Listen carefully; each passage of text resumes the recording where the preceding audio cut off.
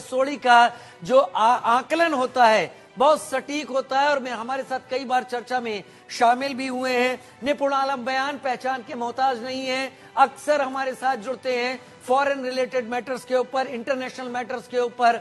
और मेरे साथ डॉक्टर राम श्रीवास्तव, ये भी फॉरेन अफेयर्स के रूप में बात करने के लिए जुड़ते हैं। इकट्ठे हम रहते आए हैं, लेकिन 2025 है जो चुनाव अब आने वाले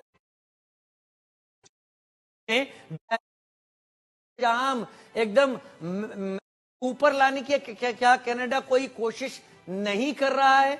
भारतीय राजनयिकों की निगरानी, धीरे धीरे स्टाफ कम हो रहा है। क्या आपको वो जगह नजर आती है जहां हम एकदम मैरीना ट्रेंच की तरह सबसे निचले पॉइंट पर पहुंच जाएं? देखिए राजीव जी, मैं इसको बहुत स्पष्ट रूप से ये कहूंगा कि हम इसको कनाडा ना कहकर बल्कि जस्टिन ट्रूडो एडमिनिस्ट्रेशन कहें, क्योंकि कनाडा कहती तो क्या होता है कि मैं देखता हूँ कि कनाडा में काफी जो अपोजिशन पार्टी को भी हम देखें, पियरे पोलिवेरे की बात कर सकते हैं हम, कंजर्वेटिव। हाँ, तो हम बिल्कुल कंजर्वेटिव पार्टी की बात कर सकते हैं। और ये नहीं कि कनाडा की पार्टी के जो हमारे जस्टिन ट्रूडो की पार्टी, उन्हीं की पार्टी के बहुत सारे लोग इनके अगेंस्ट आज बातें कर रहे हैं। उन्होंने कहा भी, कई सांसदों ने कहा वहाँ के एमपी से कि हम छोड़ देंगे, हम त्याग पत्र दे देंगे। तो मैं मानता हूँ कि कनाडा ने कहकर बल्कि Justin Trudeau government, Justin Trudeau government, ठीक है, उसमें ज्यादा अच्छा ठीक है, क्योंकि रिलेशन पर रहे। पहली बात तो ये। अब दूसरी बात, अब देखिए, अभी जैसे एलन मस्क की आपने बात कही थी, स्टार्टिंग में सुना आपने एलन मस्क की बात कही, बिल्कुल सही बातें हैं। देखिए, अमेरिका के द्वारा ही ये पूरा का पूरा जो था, ये पूरा का पूरा अमेरिका बाइडेन प्रशासन के द्वारा ही मामला बढ़ाया गया है। जैसे ही आपके वहां पर आपका ट्रम्प साहब आए हैं, अब ट्रम्प साहब का 2 देखिए अभी समय लगेगा, नवंबर चल रहा है, वो जनवरी में ओथ लेंगे। तो अभी ये 2 महीने का कार्यकाल थोड़ा सा और डिस्टर्ब वाला रहेगा। लेकिन उसके बाद अब जैसे ये ट्रम्प साहब शपथ ले लेंगे, आप देखेंगे लगातार क्या होगा। कनाडा के साथ जो रिलेशन खराब हुए हैं, इनमें या तो सुधार होगा, जस्टिन ट्रूडो के सरकार या फिर जाएगी। देखिए, जस्टिन ट्रूडो का जाना तो तय है। अब प्रश्न ये है कि एक तो इसमें अमेरिका का एंगल है और एक इनकी डोमेस्टिक पॉलिटिक्स है। देखिए, जस्टिन ट्रूडो की स्थिति कनाडा के अंदर बहुत ही खराब स्थिति है। वहां पे बहुत सारे सर्वे आप देखेंगे, बहुत सारे एजेंसी के द्वारा जो सर्वे किए गए, उन सबका कहना ये है कि जस्टिन ट्रूडो की जो लोकप्रियता है पहले के मुकाबले बहुत कम, यानी इवन ये है कि उनकी पार्टी के अंदर भी उनको पसंद नहीं किया जा रहा है।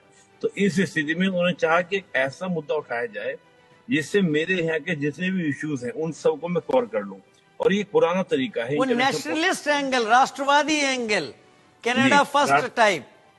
जी, कनाडा फर्स्ट टाइप। और देखो, ये हमारे पुराना तरीका हम इसको कहते हैं। जब इंटरनेशनल इश्यूज हम देखते हैं तो किसी भी नेता की अगर कुर्सी गड़बड़ हो, या तो कोई ऐसा मुद्दा उठाए जिससे क्या है कि आपकी जो पब्लिक है आपके साथ जुड़ना शुरू हो जाए, आपसे अटैच होना शुरू हो जाए, या फिर आप प्रेशर क्रिएट करो दूसरे देश की ओर।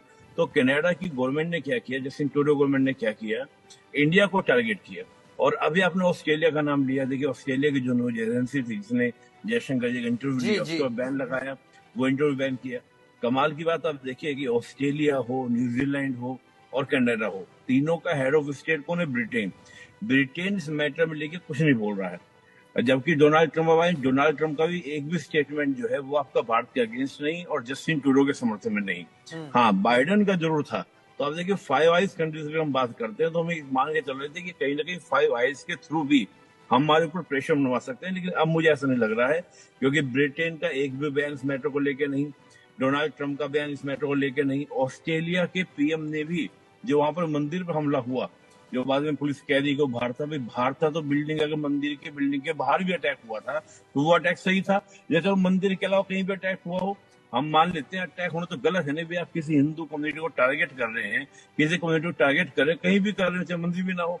हालांकि आपने खुद ही कह दिया कि ट्रूडो साहब ने खुद एक्सेप्ट किया कि वो हमला गलत हुआ। तो ऑस्ट्रेलिया के पीएम का भी स्टेटमेंट आया। नहीं, जस्टिन ट्रूडो का ट्वीट आया था शुरू में, और इस सबको लेकर रिग्रेट उन्होंने रखा था। शायद वो समझ गए थे कि हालात बिगड़ रहे हैं। बिल्कुल। तो मैं ये कहूंगा कि जो हम 5 कंट्रीज की बात सोच रहे थे, वो भी क्या है कि जस्टिन ट्रूडो बिल्कुल अकेले रह गए। अब उनका मुद्दा क्या था कि इस मुद्दे को और कैसे गर्म किया जाए, इसको कैसे हाइट किया जाए, हाइप किया जाए। अब हाइप करने का तरीका क्या था कि उन्होंने जासूसी शुरू की, उस पर भी हमारी ओर से प्रतिक्रिया दी गई थी। इसको और हाइप किया जाए तो क्या किया जाए, वीजा वाले नॉनसेंस बदल के रख दिए। ऐसा नहीं होता कि आप एकदम से कोई भी चेंजेस करते हैं तो पूरा प्लानिंग होती है, प्लानिंग के बाद किया जाता है। लेकिन एकदम से रैंडमली सब कुछ होता जा रहा है। तो ये पूरी की पूरी एक सीरीज, एक श्रृंखला आप देखेंगे जिससे कि भारत के साथ संबंध जो है वो बिल्कुल इतने नीचे चले जाए, इतने चले जाए कि दूसरी जगह कोई आए भी तो उसको भी रिबिल्डिंग करने में समय मिले।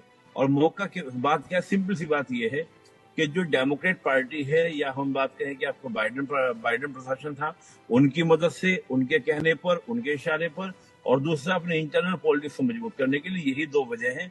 इसके अलावा कोई और वजह नहीं है। और ये वजह मैं ही नहीं बोल रहा हूँ, ये जयशंकर जी ने इस बात को कहा है।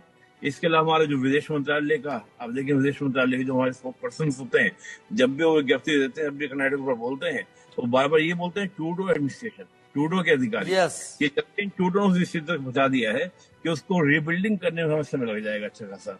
लेकिन कमाल की बात है कि भारत ने जितना मजबूती से मामले को संभाला और मजबूती से क्या किया कि कनाडा को जवाब लगातार दिया जा रहा है, यह निश्चित रूप से भारत की ताकत को दिखा रहा है, भारत की मजबूती को दिखा रहा है कि भारत किसी भी तरीके से किसी के भी प्रेशर में आकर दबने वाला नहीं है, काम को रोकने वाला नहीं है। भारत लगातार तरक्की करेगा, आगे बढ़ेगा। भारत लगातार तरक्की करेगा, आगे बढ़ेगा, जैसा बात इस वक्त